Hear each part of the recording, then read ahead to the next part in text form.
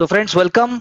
आज के न्यूज़पेपर को हम देखते हैं civil services prelims mains interview examination purpose से, along with the idea that where and what kind of ideas you can generate for different subjects. कोई भी आपका ऑप्शनल सब्जेक्ट है, कोई भी आपका टॉपिक है जो वीक है या स्ट्रांग है, I can assure you that through our interaction and understanding आप उस पर डेफिनेटली वर्क कर सकते हैं and with much better mileage और मच बेटर प्रोडक्टिविटी। क्योंकि there is always a way, there is always a process, there is always a methodology which have been working from last 10 years so that we can get something truly smart and which must help the last mile connectivity. तो शुरू करते हैं। सबसे पहले है PMGKY extension beyond सितंबर होगी कि नहीं होगी। तो मैंने जैसे पहले भी चर्चा की थी, पॉलिटिक्स ओवर इकोनॉमिक्स, फ्रीबी क्या है। तो क्वेश्चन है यूपीएससी एग्जामिनेशन में, इवन मेंस का जो एग्जाम आ रहा है उसमें फ्रीबी का डायरेक्ट कुछ नहीं आने वाला है। इकोनॉमिक्स ऑप्शनल के अंदर जरूर क्वेश्चन आ जाएगा कि फ्रीबी कल्चर होता क्या है। वेलफेयर के अंदर, वेलफेयर जो कॉन्स्टिट्यूशन का preamble and fundamental duty, fundamental rights, other things they talk about, really में फ्रीबी है क्या। सो this is the question for India. Department of expenditure is advising against extension and उससे वो कहना चाहना है कि रेवेन्यू जो है वो डायरेक्ट और इनडायरेक्ट टैक्सेस के थ्रू ही अब सिर्फ जनरेट ज्यादा हो सकता है। फिस्कल बर्डन की बात हो रही है क्योंकि Covid was an extraordinary situation for all of us, for the whole world. तो सोचने की बात यह है कि आप क्या सोचते हो। तो एग्जाम ये नहीं पूछेगा भाई आपसे फ्री भी होनी चाहिए कि नहीं होनी चाहिए, वो आपसे कुछ टेक्निकल कॉन्सेप्ट्स को लेके आएगा। वो आपसे इकोनॉमिक्स जनरल स्टडीज पेपर 3 में ही पूछ सकता है कि वेलफेयर के लिए बेस्ट एस्पेक्ट्स क्या है, क्या होना चाहिए, यूनिवर्सल बेसिक इनकम होनी चाहिए कि नहीं होनी चाहिए, या बाकी चीजों पे बात होगी, ना कि डायरेक्टली जो आप कैजुअल डिस्कशन सोच रहे हैं इन द न्यूज़पेपर वैसा नहीं आने वाला। On the side marks there is a news कि निर्मला सीतारमन और ऑनरेबल फाइनेंस मिनिस्टर, उन्होंने डीएम, बिकॉज हम सब भी डीएम की बात कर रहे हैं, हम सब भी आईपीएस आईआरएस की बात कर रहे हैं, हम सब भी प्रोविंशियल सिविल सर्विसेज की बात कर रहे हैं, उन्होंने जो है उनको बोला कि there must be photograph of the prime minister, why it is not there. Because the fact that ये ब्रांडिंग नहीं है, ये अपने आप में सेंसिटाइजेशन है, ये अपने आप में एक सिंपल सी बात है, इसीलिए ये कोई गलत तरीके से नहीं देखना चाहिए। The answer should be that yes, there must be photograph of the prime minister, he is our leader। and अगर वो चीज लॉजिकली लीगली अगर कलेक्ट है तो जो यहाँ पर नाम दिया गया है कलेक्टर जितेश वी पाटिल का, एंड उन्हें ऐसा करना चाहिए। So there is an issue which is coming up here. So this showcases the interaction between the top leaders in the country and also a district magistrate, and इससे आपको समझ में आना चाहिए कि डीएम का रोल भी कितना इंपॉर्टेंट है, एक सेंसिटिव और एक सेंसिबल तरीके से। अब कितने लोग कितना कर रहे हैं, that is another point to see. Secondly, अगर एक और एग्जांपल भी आया है सेडिशन केस में, देवघर के डिप्टी कमिश्नर, उनका नाम आया है डीसी जो है मंजूनाथ भजंत्री जी के खिलाफ उन्होंने सेडिशन केस किया। तो here also you can see in the both the cases की जो डिप्टी कमिश्नर देवघर के हैं, and in fact one of my students is working with Bhajantri ji only, he is at you can say he is also an IAS officer. So point ये है कि कितने pressure, कितने type के एक टफ सिचुएशन से गुजरना पड़ता है, and that is also not for sensationalism, that is also not for one day game. ये शाहरुख खान, सलमान खान, अक्षय कुमार या अजय देवगन की बात नहीं है, ये डेली लाइफ की बात है। इसीलिए सिविल सर्विसेज ऐसे स्टूडेंट्स को, एस्पिरेंट्स को आईएएस आईपीएस में कन्वर्ट करना चाहती है जो जरूर इन चीजों को एकदम रियलिस्टिक तरीके से और हार्डकोर तरीके से विदाउट सेंसेशनलिज्म के देख सकते हैं। हम में से कितने लोग ऐसे होंगे जो निर्मला सीतारमन जी का नाम लेकर कुछ करना चाहेंगे, कितने लोग ऐसे होंगे जो एमपी का फोटो दिखाना चाहेंगे, झंडा लहराना चाहेंगे। लेकिन यहाँ देखिए, दो शख्सों की मैं बात कर रहा हूँ, two officers, those who are serving their duty, and they are not demotivated, they are not down and out, they are actually working within the populist culture, working within a very very demanding time, working within the atmosphere जहां पर हमारे prime minister भी देश को इतना बदलना चाह रहे हैं। तो इसीलिए आप सोचिए कि क्या आपका कोचिंग कोर्स, क्या आपकी ट्रेनिंग, क्या आपकी मेंटोरशिप, क्या आपको दे रही है जो जो यहां पर एग्जाम डिमांड कर रहा है। सिर्फ किताबें पढ़ने से काम नहीं चलने वाला। Chinese loan apps, after all Chinese loan apps ही ऐसा क्यों कर पा रहे हैं, और चाइनीज लोन एप्स क्या उनको मिसयूज जो किया जा रहा है उसके लिए अभी रेजर पे और पेटीएम और कैश फ्री इनके प्रोमाइसेस पर enforcement directorate has raided. So this is definitely a proactive measure. लेकिन यहाँ से क्वेश्चन ये उठता है कि ऐसी इकोनॉमी में जो हमारे यहाँ इनफॉर्मल लोन इतना ज्यादा, जनधन योजना खोलने के बावजूद भी, इतना ज्यादा फाइनेंशियल इंक्लूजन की बात करने के बावजूद भी, RBI and the public sector banks and private banks, why they have not been able to stop, Why they have not been able to stop this culture? जो लोन कल्चर है, loan sharks का जो culture है, उसके बाद जो intimidation है, आए दिन we read about the news. आपका इसके बारे में क्या कहना है? As a future IAS officer, as a future civil servant, अगर आपसे इंटरव्यू में पूछा जाता है, अगर आपसे इकोनॉमिक जनरल स्टडीज पेपर 3 के क्वेश्चन में कोई एलिमेंट इसका आता है, तो आप क्या सोचोगे, क्या लिखोगे? ये डायरेक्टली सिलेबस का पार्ट नहीं है, but this is actually syllabus is asking you to solve. Then moving forward, there are a couple of more news, but then definitely we will talk about Serena Williams. Serena Williams के अंदर एक burning desire थी, civil services के लिए भी एक burning desire होती है, और एक रेज था, इनफैक्ट एक रेज था स्पोर्ट्स पर्सन के अंदर टू बी वेरी यूनिक. लेकिन यहाँ पर वो रेज नहीं चाहिए, यहाँ पर ठहराव चाहिए, यहाँ पर दब्बू बनने की क्षमता चाहिए जरूरत पड़ने पर, और जरूरत पड़ने पर शेर जैसी क्षमता भी चाहिए. So that is what administrative acumen, what we called is required in you know civil services. उसके बाद एक और भी है, there have been a serial killings जो हुई हैं. A person has been caught and he says he wanted to live where movies are made, and then he has killed couple of people in a horrified manner, those watchman who had been killed. तो point ये है कि psychology के अंदर, paper 2 के अंदर जहां पर क्वेश्चंस आते हैं अप्लाइड साइकोलॉजी के, and it is talking about community psychology, it is talking about different methods and different ideas, वहां पर हम इसका प्रयोग जरूर कर सकते हैं. इवन इन केस ऑफ एस्से, जहां पर आप प्रोएक्टिव और प्रो पॉजिटिव आंसर्स को आप देना चाहते हैं, कुछ एग्जांपल्स को आप देना चाहते हैं, you can use such examples with the use of technology. Such is the case also true with the ethics in paper 4, क्योंकि आपके आंसर्स, आपके एग्जांपल्स यूनिक होने चाहिए. आपके एग्जांपल्स और आपके आंसर्स जो है वो घिसे पिटे और मंडे नहीं होने चाहिए. One another very interesting thing is there कि एमसीडी स्कूल में दिल्ली में Aam Aadmi Party MLA they are live streaming poor state. Again technology का रोल देखिए डेमोक्रेटाइजेशन करने में कितना बड़ा है. It he is live streaming. Timarpur के MLA Deepak Pandey, he is standing outside MCD school and is live streaming. This phenomena is going to increase in the future. कल को आप सिविल सर्वेंट होंगे, कल को आप कुछ बोल रहे होंगे जो पब्लिक कैनवास में होना चाहिए, कल को आप बोल रहे होंगे जो पब्लिक में खड़े होंगे, वो भी लाइव स्ट्रीम होगा. जनता की अकाउंटेबिलिटी आंसर्स के थ्रू देखी जाएगी. जो आप जनरल स्टडीज पेपर 1 2 3 और प्रीलिम्स की तैयारी कर रहे हैं, यहाँ पर हम 100 क्वेश्चन लिखने में ऐसी की तैसी हो जाती है. उसके लिए लाखों लोग लगे हुए हैं, उसके लिए कोचिंग इंस्टीट्यूट क्लेम करते हैं कि हमने क्वेश्चंस बनाए हैं, हमारा पढ़ा हुआ आ गया. तो क्या ऐसा दूर दूर तक कुछ सच है भी? यहाँ पर एमएलए लाइव स्ट्रीम कर रहा है स्कूल में क्या हो रहा है. कल को आप सिविल सर्वेंट वहां पे खड़े होंगे, आप जो बोलेंगे वो भी लाइव स्ट्रीमिंग होगी. क्या ऐसी लाइव स्ट्रीमिंग के लिए आप किताबों से सिर्फ रट कर और विदाउट प्रॉपर स्टडी प्लान के आपको लगता है कि आप कुछ कर पाएंगे?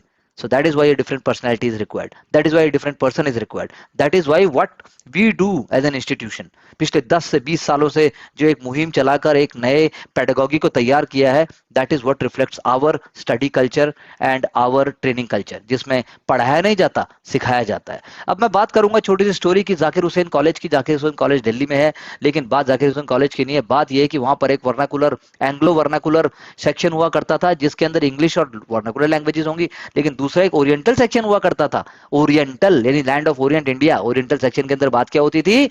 अरबिक और पर्शियन ग्रामर की बात होती थी. यानी रिवोल्ट ऑफ 1857 से पहले की बात कर रहा हूं मैं. 1948 में डॉक्टर जाकिर हुसैन ने, और बाद में 1975 में जाकिर हुसैन कॉलेज उसका नाम दिया गया. लेकिन पॉइंट ये नहीं है. पॉइंट ये है कि औरंगजेब के जमाने में गाजीउद्दीन खान, हाँ अजमेरी गेट अगर आप कभी जाएंगे, देयर इज गाजीउद्दीन खान का मदरसा.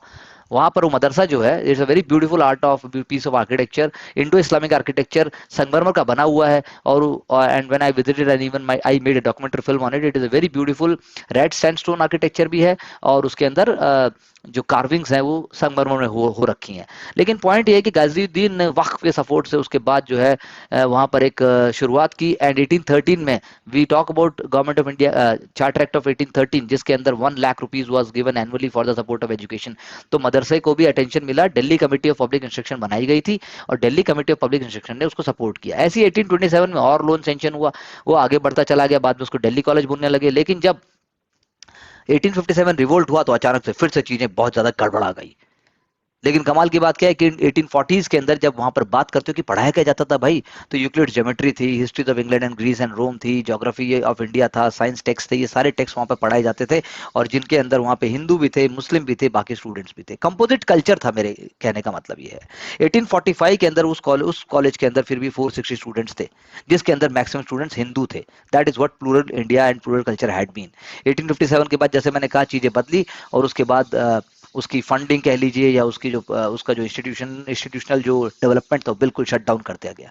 देन अगेन बाद में फिर से शुरू हुआ हाफ ए सेंचुरी लेटर, चीजें बंद नहीं होती। And by 1925 it again affiliated to Delhi university, और बाद में वो डिग्री कॉलेज भी बन गया।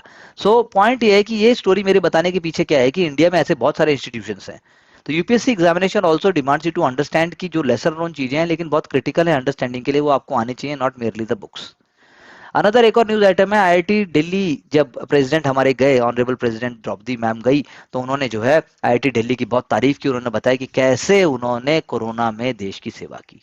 आपको भी आप सोचना पड़ेगा कि जब मेरा इंटरव्यू को आता है तो मेरे इंस्टीट्यूशन के बारे में अगर बात की जाती है, अगर मेरा इंटरव्यू कॉल आता है 2 सालों में भी आता है, 3 सालों में भी आता है, तो मैं क्या कहूंगा, मैं क्या बताऊंगा कि भाई मेरा इंस्टीट्यूशन, मेरा डिस्ट्रिक्ट, मेरे स्टेट ने क्या किया। और आपको झटपट झटपट चीजें आनी चाहिए।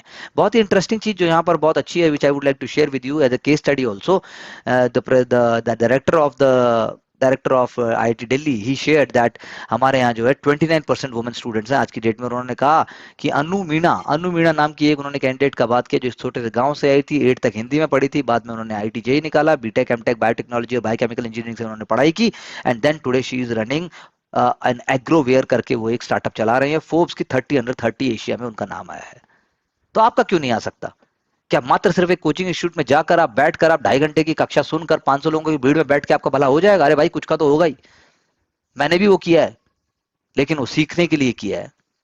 But there is always a way for those who want to do great. Another example यहाँ देखिए कि there is a summer field school है कैलाश कॉलोनी में, it is asking for the post of principal. वो कह रहा है कि भाई सेकंड क्लास मास्टर्स डिग्री भी चलेगी। तो सिविल सर्विसेज की प्रिपरेशन आपको वैसे ही बहुत सारी चीजों के लिए तैयार कर देती है। ये सिर्फ नहीं है कि मेरा हुआ कि नहीं हुआ, लव मी नॉट, ये खेल नहीं है।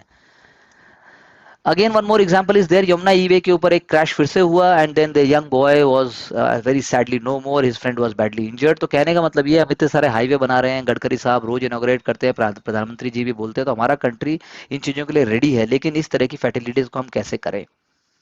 अगर आपका इंटरेस्ट है ऑटोमेशन में, अगर आपका इंटरेस्ट है एडमिनिस्ट्रेटर बनने में, अगर आपका इंटरेस्ट है, अगर आप गाड़ी भी चलाते हैं, तो आपके पास क्या जवाब है इस बात का?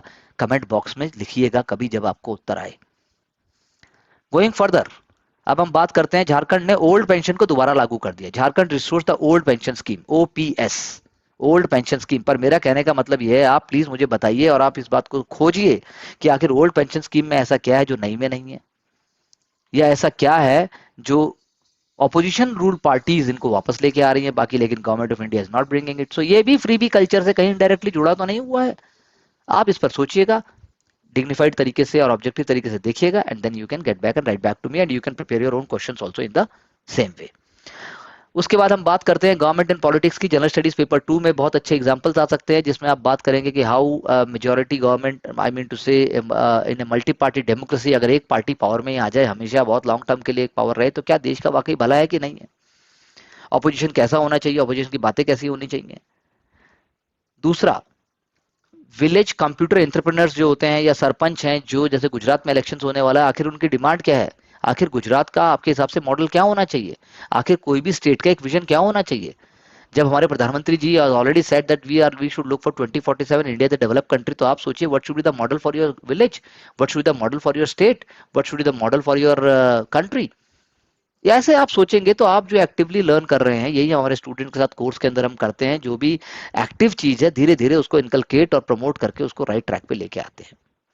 Video interaction goes viral, Karnataka BJP MLA का। Again this is an example of technology impacting public administration, this is an example of technology, this is an example you can use in public administration also.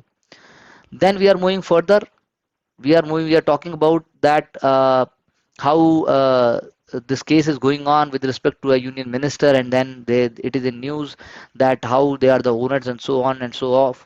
The point is that public proprietary, public nature, public जो behavior है leaders का या even bureaucracy का कैसा होना चाहिए, and that should bring the questions of reforms to you. एक और बहुत ही सिंपल केस स्टडी यहाँ पर आई है, which is very sad again, that एक चलती ट्रेन से हरियाणा में वुमेन को धक्का दे दिया गया उस कंपार्टमेंट के अंदर, क्योंकि कोई और लोग नहीं थे, और बच्ची और जो मदर थी उनका 9 साल का बेटा साथ में था। उसने रेजिस्ट भी किया, उसने थप्पड़ मारने की कोशिश भी की। बाद में जो other person was in inebriated state, he was in a drunken state, और उसने औरत को वहां से धक्का दे दिया। Sadly unfortunately she is no more, and the person is also arrested. पर मेरा आपसे क्वेश्चन ये है कि आप बात करते हैं वुमेन को घर से बाहर भेजिए, वुमेन को ये दीजिए, वुमेन को नौकरी दीजिए। Being a girl, being a women, आप खुद सोचिए कि ये चीजें कैसे रोकी जा सकती हैं। सोसाइटल कल्चर कैसे चेंज होगा? क्या सिर्फ टेक्नोलॉजी से चेंज हो जाएगा? क्या सिर्फ मेट्रो ट्रेन से चेंज हो जाएगा? कैसे चेंज होगा आखिर ये? What is required? क्योंकि इसके बिना आपके आंसर्स के अंदर भी सब्जेक्टिविटी ही रहेगी, वो ऑब्जेक्टिविटी नहीं आएगी। क्या इसका इलाज प्रोहिबिशन है? क्या है आखिर इसका इलाज? That's what I want to know from you. You can think and write back in the comment box section. आप सबसे पहले आपको नोटिफिकेशन मिले, इसलिए प्लीज आप बेल आइकन बटन जरूर दबाइएगा and please subscribe so that you get the best. आगे वाले पेज पर हम चलते हैं। उसके बाद हमारा एक और न्यूज आइटम है जिसमें सीजीआई ने हमें कहा नागपुर में, will do everything to the best of my ability. So वो एक रोल मॉडल के तरह उन्होंने कहा लाइफ एक जर्नी है, you undertake and it makes one emotional, that it is not what you have covered but it is important how you have covered. कितना कमा लिया इंपॉर्टेंट नहीं है, कैसे कमा लिया इंपॉर्टेंट है। ये हमारे honourable chief justice of India कह रहे हैं। वो बातें जो हमारे वेदास में है, वो बातें जो हमारे प्रोटोकॉल्स में है, वो बातें जो हमारे टेक्स्ट में है, उनको हमें एक्चुअल में प्रैक्टिस करने की जरूरत है। Innovative and out of the box thinking never fails if it is done in a strategic manner. Then again, there is another case study about Lingayat saint, Honorable Pontiff of a Mutt in South India, in Karnataka. Lingayat sect है एक, जो कि बसवाना की ideology पे 12th century में start हुआ था। UPSC prelims में ये क्वेश्चन पूछ चुकी है, लेकिन अब मैं आपसे सिर्फ इतना बोल रहा हूँ कि देन व्हेन दिस मठ is having a great spiritual, great social, great financial, great political Prestige, तो क्या ऐसे केस में जो अंदर रॉन्ग डूइंग्स होती हैं, एलिज्ड रॉन्ग डूइंग्स हैं, इमोरल एक्टिविटीज हैं, उनको बाहर तक कैसे लाया जाए? लॉ को अपना एक्शन कैसे करना चाहिए? इस अगर आप डिस्ट्रिक्ट के आप कलेक्टर हैं, इस डिस्ट्रिक्ट के अगर आप आईपीएस हैं, एसपी हैं, I mean to say, then how you are going to act on the given circumstances and in the case, क्योंकि आफ्टर ऑल आपके हाथ में ही एक दिन ऐसे क्वेश्चंस आएंगे। Maharashtra government is bringing a idea कि वो बुक बैग को और हल्का कर देगी। तो उसका कहना है हम क्या करेंगे, हम किताब के अंदर ही पन्ने लगा देंगे टेक्स्ट बुक। करे बाप रे, मुझे ये देखते तो यूपीएससी की याद आई, क्योंकि यूपीएससी के आंसर शीट्स के अंदर भी क्वेश्चन आंसर फॉर्मेट होता है। Then he is also talking about that it will bring efficiency, it will bring time management, it will bring more understanding, objectivity, और आंसर भी एक जगह ही होंगे। आपका इसके बारे में क्या मानना है, कमेंट सेक्शन में जरूर लिखिएगा। अगर आप फैक्ट्स को याद रखना चाहते हैं तो देखिए यहाँ दिया हुआ है, इंडिया 75 की जो नंबर प्लेट एक दी हुई है, 192 लाख एनरोलमेंट है जो प्राइमरी क्लासेस में 1951 में हुआ, वो जो है 1,174,1,174 लाख 2025-26 तक हो जाएगा। So there are facts given here, ये आपको लिख लेने चाहिए। आप ऐसे ही जनरली इनको कोई नोट कीजिए और फिर आप इनको रिवाइज करेंगे तो ये आप अपने आंसर्स में लेके आएंगे। I please trust me, it is going to bring a difference in your answers then rest of the people. Coming further, एक और पर्सपेक्टिव है बहुत ही अच्छा, एक और केस स्टडी आई है, दिस हिस्टोरिकल पर्सपेक्टिव। मराठा को कोटा क्यों चाहिए? जैसे जाट बोलते हैं, पटेल बोलते हैं, वैसे मराठास भी बोलते हैं। तो यहाँ पर छत्रपति शाहू जी महाराज जो कोल्हापुर के जो थे, वो फर्स्ट जेंटलमैन थे, फर्स्ट किंग थे, लीगली कॉन्स्टिट्यूशनल प्रोविजन जिन्होंने मांगा रिजर्वेशन के लिए स्टेट और प्राइवेट सेक्टर में 1902 में। और ये पहली बार था कि कोई स्टेट का रूलर जो है किसी के लिए मांग रहा था। ये बहुत ही इंपॉर्टेंट है समझना। इससे आपको समझ आएगा कि जो प्रिविलेंस कास्ट सिस्टम था, उसका डिस्क्रिमिनेटरी स्ट्रक्चर था, उसकी वजह से उन्होंने ऐसा कहा। क्योंकि उनका कहना था कि रिजर्वेशन डाउन रोड उनको मिलना चाहिए और उनको मिलना चाहिए जो डिजर्विंग है। लेकिन ब्राह्मण, कायस्थ, शेणवीस, पारसीज ये एक्सक्लूड हो गए रिजर्वेशन से उस टाइम पर, क्योंकि इनको माना गया कि ये प्रिविलेज्ड हैं, और बाकी सबको डाउन रोड में डाल दिया गया था, बाकी सारी क्लासेस को। इसके अंदर मराठा कास्ट भी थी। यानी कि जो जो फर्स्ट रिजर्वेशन जो ऑफर किया गया था मराठास को as a backward caste, it means Marathas और rest of the non Brahmins, ये एक पूरा एक सेट था। लेकिन ब्रिटिश ने जब सेंसस कलेक्ट करना शुरू किया तो उन्होंने कुणबी, KUNBI कुणबी, ये सोशियोलॉजी के एंगल से बहुत ही अच्छा आर्टिकल है, एंथ्रोपोलॉजी के एंगल से भी it is a wonderful article, and even from the perspective of general studies paper 2 में अगर आप कहीं कोट कर सकते हैं तो दैट विल बी अमेजिंग। तो सोशल शेड्यूल कास्ट और शेड्यूल ट्राइब्स और rest of the intermediate classes को उसमें लेने की बात की गई। और 1942 में गवर्नमेंट ऑफ बॉम्बे ने एक लिस्ट प्रिपेयर की, उसके अंदर उन्होंने मराठा और कुणबी कास्ट को एक साथ करके ऐसे डाल दिया इंटरमीडिएट क्लास कास्ट में। उसके अंदर जो है माली, तेली, लोहार, वंजारी, शिंपी, डांगर सब डाल दिए गए। लेकिन बाद में जब ये लिस्ट प्रिपेयर होकर आती है तो इसमें से मराठा एक्सक्लूड कर दिया जाता है, और उसके बाद से मराठा आज तक बोल रहे हैं कि we must be included under OBC. So 1991 में मराठा सेवा संघ ने डिमांड की ओबीसी स्टेटस का, और तब से आप देख रहे हैं कि जो भी पॉलिटिकल पार्टी आती है, it talks about Maratha reservation, but then it has been a legal issue also. तो मराठा कौन है? So anthropologically there is no singularity. Anthropological angle से बोला जाए तो किसी एक ग्रुप को आप मराठा नहीं कह सकते इन आइसोलेटेड कास्ट में। मराठा जो है सेवरेट मराठा स्पीकिंग कास्ट का एक ग्रुप बन चुका है। लैंग्वेज के अलावा जो महाराष्ट्र में रहते हैं वो भी अपने आप को मराठा कहते हैं। लेकिन जो सोसाइटी शुरू में थी वो अग्रेरियन थी, इसीलिए जो एग्रीकल्चर में एंगेज थे उनको तो आपने कुणबी मराठा, माली मराठा, तेली मराठा, महार मराठा, कुंभा मराठा कह दिया। लेकिन शिवाजी छत्रपति महाराज ने जब स्वराज्य का ऐलान किया था तो उसके बाद पूरे देश को उन्होंने मराठेशाही कहा था। मराठा देश था वो अपने आप में। तो यानी कि मराठास को सेपरेट जो रूलिंग और इकोनॉमिकली उसको डेवलप कास्ट बना दिया गया। उसकी वजह से ब्रिटिश ने जो और डिस्क्रिमिनेटरी एटीट्यूड लिया और उन्होंने जो है पीजेंट कल्टीवेटर्स को, लैंड ओनर्स को, सोल्जर्स को उन्होंने वो तो मराठास बना दिया और बाकी को कुनबी बना दिया।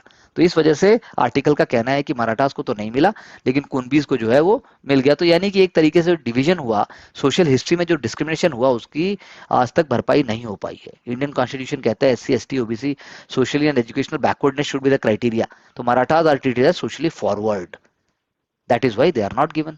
सो आर्ग्यूमेंट इज देयर कि क्या अब होना चाहिए, नहीं होना चाहिए, या और क्या इसका फ्यूचर। तो डिवीजन ऑफ एग्रीकल्चर लैंड अगर सिर्फ वही एक है, फॉरवर्ड है, तो फिर मराठा का कहना है हम तो पिछड़े रह गए, हमें तो मिलना चाहिए था, हमें नहीं मिला। One more example, happy family. अगर आपसे एसए में पूछा जाए, अगर आपसे इंटरव्यू में पूछा जाए भाई हैप्पी फैमिली होती क्या है, अगर आपका सोशियोलॉजी ऑप्शनल है, अगर आपका हिंदी लिटरेचर ऑप्शनल है, अगर आपका हिस्ट्री ऑप्शनल भी है, अगर आपका फिलोसफी ऑप्शनल भी है, अगर आपका सोशियोलॉजी ऑप्शनल भी है, तो क्या बोलोगे आप।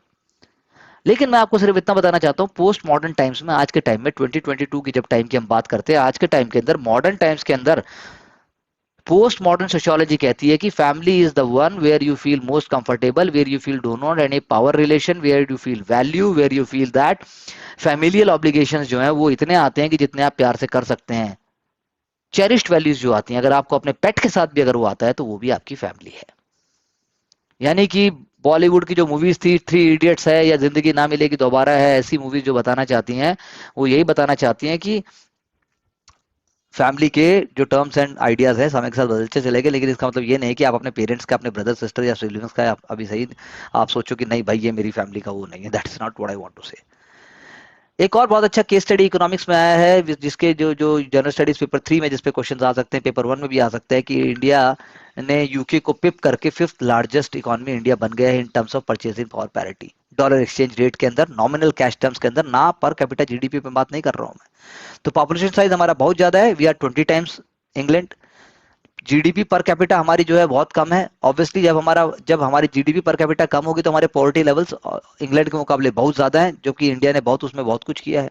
ह्यूमन डेवलपमेंट इंडेक्स की अगर हम बात करें तो इंडिया को अभी एक डिकेड और लगेगा, 2020-2030 तक इंडिया जो है वो बन पाएगा जो यूनाइटेड किंगडम 1980 में था। यूनिवर्सल हेल्थ कवरेज एक बहुत ही क्रूशियल एलिमेंट है जिसको यूएचसी कहते हैं, वो 0 to 100 के स्केल में होता है, उसमें भी इंडिया ने बहुत अच्छा किया, but there is a far way to go, that's what I want to say. So अभी भारत को टाइम है, लेकिन definitely we are changing the way. एक और बहुत ही important case study I want to take up here, कि जहां इंडिया को गवर्नमेंट पॉलिसी की बात आती है, पॉलिसी की जब बात आती है, अगर आपका हॉबी म्यूजिक भी है तो ये आपके लिए बहुत अच्छा एग्जाम्पल है। इनफॉर्मल म्यूजिक इंडस्ट्री जो है रेलवे से भी ज्यादा लोगों को एम्प्लॉय करती है। इनफॉर्मल म्यूजिक इंडस्ट्री आपका जो है इंडिया की लार्जेस्ट टेलीकॉम सेक्टर से भी ज्यादा लोगों को एम्प्लॉय करती है। 14 million people are employed in informal music industry, लेकिन उनको जो पैसे मिलते हैं वो बिलो अनस्किल्ड वर्कर्स के मिलते हैं, बिलो अनस्किल्ड वर्कर्स। यानी इनफॉर्मल जो म्यूजिक इंडस्ट्री है इंडिया में वो 1 ट्रिलियन से लेके 5 ट्रिलियन के बीच में है, यानी फॉर्मल इंडस्ट्री से बहुत ज्यादा बड़ी है वो। फिर भी उसके लिए कोई ना पॉलिसी इंटरवेंशन है, ना उसके लिए मिनिमम वेजेस एक्ट का कोई प्रावधान है। यानी जो आप दुनिया भर के गाने सुनते हैं, जो डीजे पीजे बीजे जो भी सब सुनते हैं, जो भी सब है, वो हमारे लिए, हमारे स्पोर्ट्स, हमारे जो कल्चरल वैल्यूज हैं, हमारी डिप्लोमेसी है, उसका बहुत ही इंपॉर्टेंट पार्ट है। आर्टिकल आर्ग्यूज दैट कि साउथ कोरिया की तरह यदि हम उस पर ध्यान दें तो हमारे लिए सॉफ्ट पावर बन सकता है, music can become soft power for India. और सबसे बड़ी, अगर आपसे कोई पूछे कि सबसे बड़ा प्रॉब्लम क्या है ऐसा होने के लिए, तो वो है piracy, poor implementation of intellectual property rights. तो आपका क्या व्यू है इसके बारे में और कैसा होना चाहिए, क्या होगा, वो आप मुझे कमेंट सेक्शन में लिखकर डाल सकते हैं कि what should be the way ahead.